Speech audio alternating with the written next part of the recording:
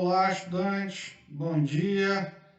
Então, agora nós vamos ver uma aula sobre ondas sonoras. Bem, as ondas sonoras são vibrações que, ao penetrarem em nosso ouvido, produzem sensações auditivas. Essas ondas sonoras, elas são ondas mecânicas, que necessitam de um meio material para se propagar, como a gente já viu anteriormente, As ondas podem ser mecânicas, que precisam de um meio material para se propagar, ou eletromagnéticas, que não necessitam de um meio material para se propagar, necessariamente. Então, as ondas sonoras é um exemplo de ondas mecânicas, necessitam de um meio material para se propagar. Elas não se propagam no vácuo. Elas são ondas longitudinais, está aí o desenho do alto-falante, e embaixo está a onda em uma corda, que a gente vai fazer uma relação entre elas, que é mais simples, Mas a de baixo, essa da corda que está embaixo, tipo uma cobrinha, é uma onda transversal. A do som que está em cima é uma onda longitudinal. Então, olha só, se a gente fizer uma relação, essa parte aqui, ó, que eu estou pintando aqui de amarelo, de máxima compressão, As partículas do ar estão mais comprimidas, que é isso que o som é, Elas fazem vibrar as moléculas que estão no ar. Então, essas partes aí são exatamente as cristas da onda. Então, as partes de máxima compressão são as cristas da onda. Fica mais simples de a gente entender, E as partes de mínima compressão ou de rarefação, que é aqui no meio, estou pintando de verde, essa aqui de rarefação, de mínima compressão, são os vales da onda, Aqui, onde tem poucas partículas do ar comprimidas, Ponto de menor parte de compressão das partículas do ar, seriam os vales das ondas, tá? Então, é assim que o som se propaga. Vou botar de amarelo, então de verde é mínima compressão e de amarelo é máxima compressão. O som é uma onda longitudinal e a corda que está embaixo, para a gente fazer uma relação, é uma onda transversal. O som se propaga assim, Vamos ver aqui. Vou aumentar um pouquinho a frequência aqui.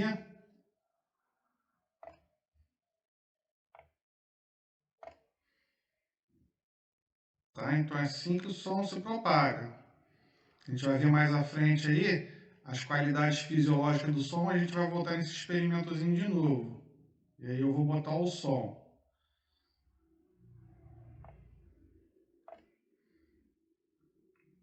Tá? Então essas partes de máxima compressão, que estão de preto, e as de mínima compressão que estão em branco, A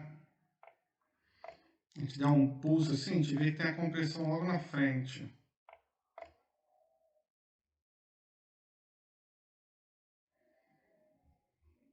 Ok? Então é assim que o som se propaga. Continuando, o som também são ondas tridimensionais, ou seja, se propaga em todas as direções. Em uma corda, ela vai somente em uma direção. Imagina você esticar uma corda e der um pulso só. Ela vai só para frente da corda, em uma direção. Se eu pegar uma onda, por exemplo, na água, tiver uma água plana, se imagina uma piscina parada, com a água parada, e aí cai uma gota. Ela vai sair aquela bola assim, não uma esfera, mas uma circunferência no plano da água. Então, ali é bidimensional. Só fica ali vamos supor, se a gente botasse, seria o eixo X e Y, E o tridimensional sai como se fosse uma esfera, uns 3 eixos, X, Y e Z. Então, vai em todas as direções.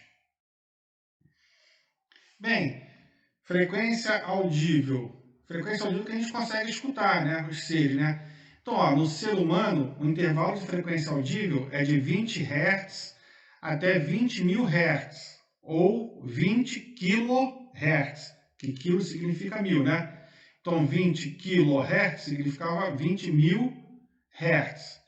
Então o ser humano consegue escutar nesse intervalo. Então se for abaixo de 20 Hz, a gente não escuta, ou acima de 20 Hz.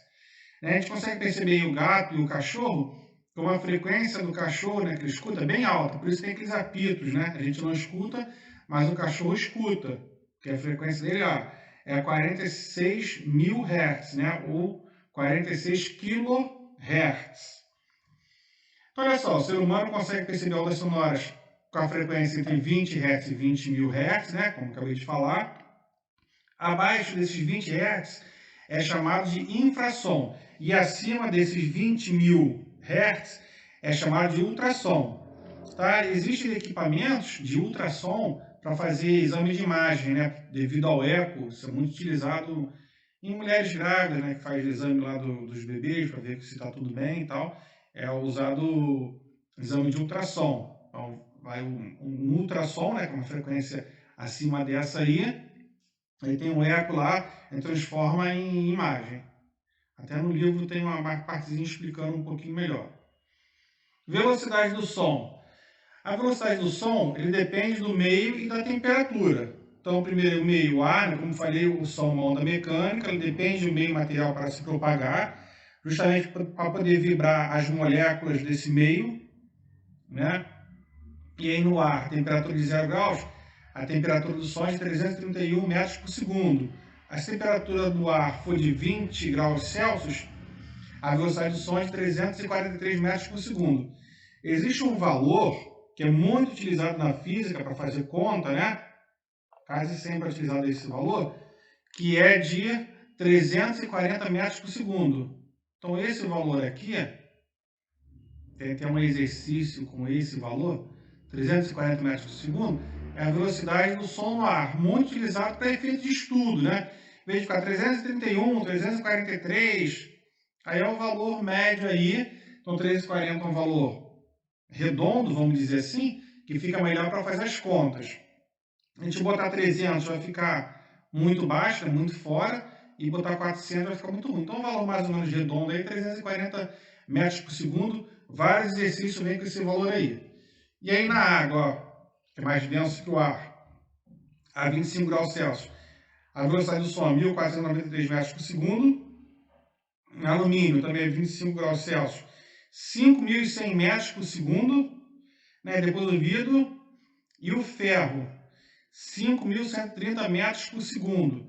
Tanto que, há muito tempo atrás, quando os trens eram o meio de transporte mais utilizado, somente nos Estados Unidos, e podia, né, ir nos trilhos, as pessoas botavam o ouvido no ferro e conseguiam ouvir. Que a velocidade do som no ar, aproximadamente 340 metros por segundo, ou seja, o som consegue percorrer 340 metros em 1 segundo no ar, só que no ferro ele percorre 5.130 metros em 1 segundo.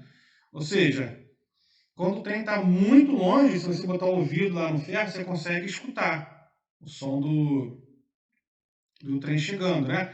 Até porque, mesmo você estando fora assim, você consegue ainda escutar um pouco do som que vem do ferro. Mas, enfim, isso era um método muito utilizado. Botava o ouvido no ferro para poder escutar se o trem estava vindo, porque a velocidade do som no ferro é muito alta.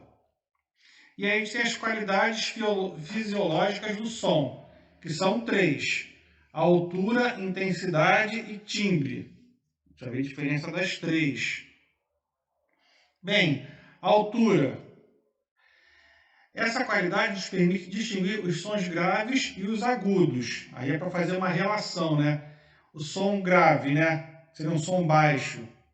Tem baixa frequência, né? Então, ele está relacionado, né? Portanto, está relacionado com a frequência. Então, a altura sonora está relacionada com a frequência.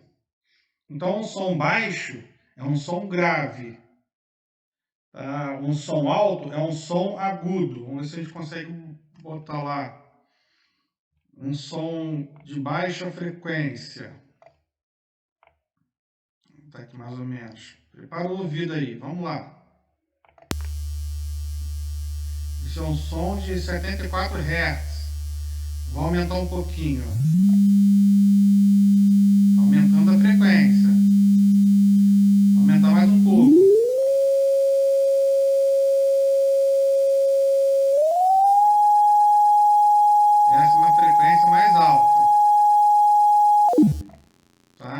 som grave, né, é de baixa frequência, aqueles graves de som, né, as batidas, o bumbo, né, essas coisas. E o som agudo seria de alta frequência, de guitarra, né, essas coisas assim, tá? Então, altura, frequência, som grave e agudo. Então, som grave é baixa frequência e baixa altura, né? Ou que eu botei, som grave, menor frequência, menor altura. Som agudo, maior frequência, maior altura. Olha o que é interessante agora, né? Intensidade, próxima qualidade. Essa qualidade nos permite distinguir os sons fortes e os fracos. Está relacionado com a amplitude da onda, né? E no cotidiano chamamos de volume. Olha só que interessante. Não é a altura que é o volume, é a intensidade. Quanto mais intenso é o som, né, maior é o seu volume. Tá? Então, isso daí, a gente mede a intensidade em decibel, em homenagem a Rambel, né? E não tem relação com a altura do som. A altura que eu estou falando no cotidiano, né? Que a gente fala, o som está alto, baixa o som. Não tem nada a ver, não. Isso é intensidade. A altura, falar que o som está alto, né? É falar que tem alta frequência, que eu falei anteriormente. Então, isso é uma coisa que no cotidiano se fala que está errado, então tem que tomar cuidado. O som forte é um som intenso, né? Com muito volume, vamos dizer assim. O som fraco é de baixa intensidade, né? Com baixo volume. E aí tem essa tabelinha aí, tem alguns valores, né? De verde é o que a gente consegue escutar sem se sentir incomodado. Aí no amarelo a gente já começa a ficar incomodado, né? Buzina, show de rock, turbina jato, chega num valor que a gente não aguenta, né? A limiar da dor tá aí, ó, 120 até 130. Então tá aqui, limiar da dor, né? Então a partir dessa intensidade aí, a gente já começa a doer os nossos ouvidos, começa a ficar incomodados. Então, aqui, deixa eu voltar aqui, intensidade, a gente pode voltar lá. Então, aqui que é intensidade. Intensidade, eu vou botar aqui, ó. Intensidade, como a gente falou, né, está relacionado com a amplitude, né? Então, vou aumentar aqui a amplitude, ó.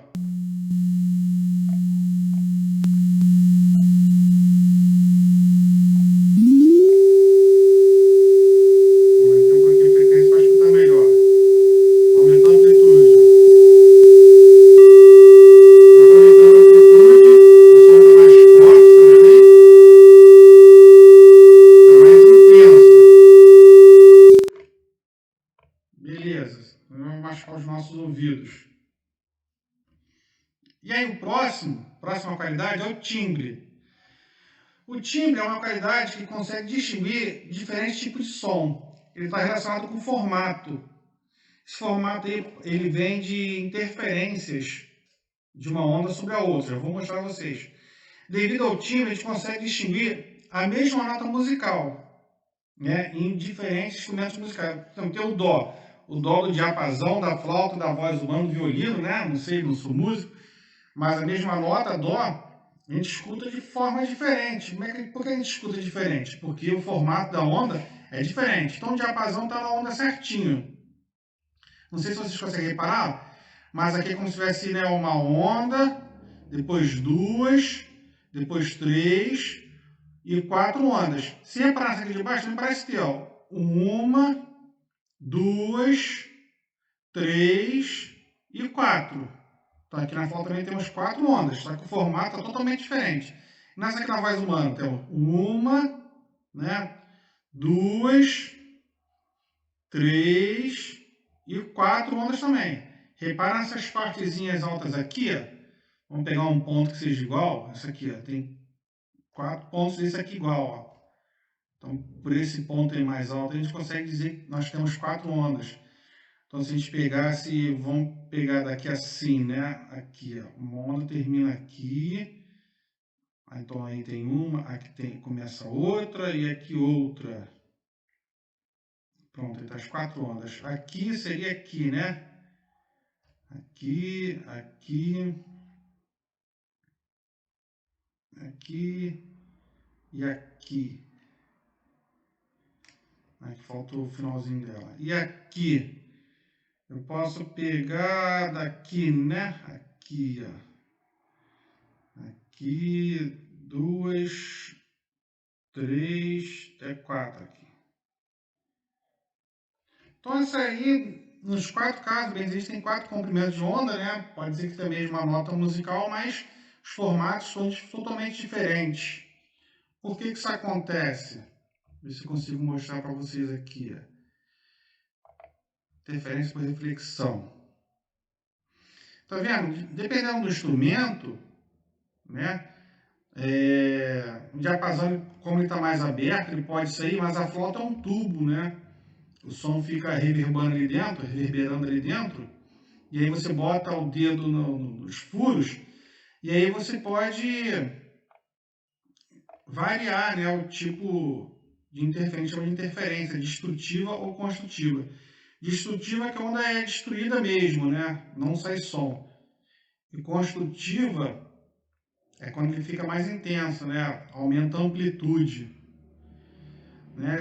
Nesse softwarezinho eu não vou conseguir fazer, vou tentar só que vocês tenham uma pequena noção, né? De como, olha, assim está o som normal, né? Que seria lá o diapasão. E aí você botasse uma flauta, também vai aparecendo lá umas coisas esquisitas aqui.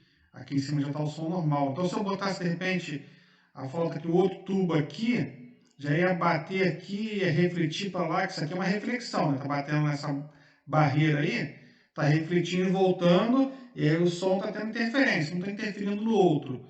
É o que acontece dentro da flauta, né? Na voz humana também, porque a gente fabrica a nossa voz nas cordas vocais, né? A nossa garganta até sair na boca é um tubo também.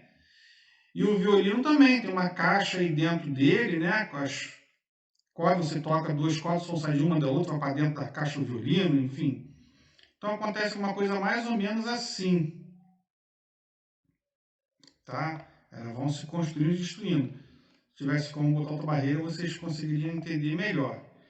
Mas, então, por isso que o formato da onda aí fica diferente, por causa dessas chamadas interferências construtivas e destrutivas. Vocês vão ver isso lá no segundo ano do ensino médio. Tá? Aqui é mais para a gente ver justamente esses 3 nomes, né? Essas 3 diferenças, né? Então, voltando, altura relacionada à frequência, né? Som grave tem menor frequência, menor altura. Som agudo, maior frequência, maior altura, né? Isso é a altura do som. Intensidade está relacionada ao volume. Intensidade e volume é a amplitude da onda, né?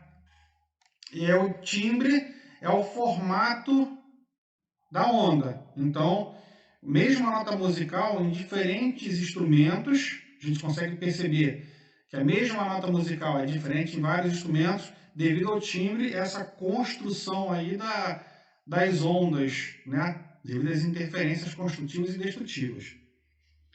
E aí nós temos o eco. O eco é aquilo que eu mostrei lá no software, né? É uma reflexão, vai bater numa barreira e vai voltar. Então isso que é o eco.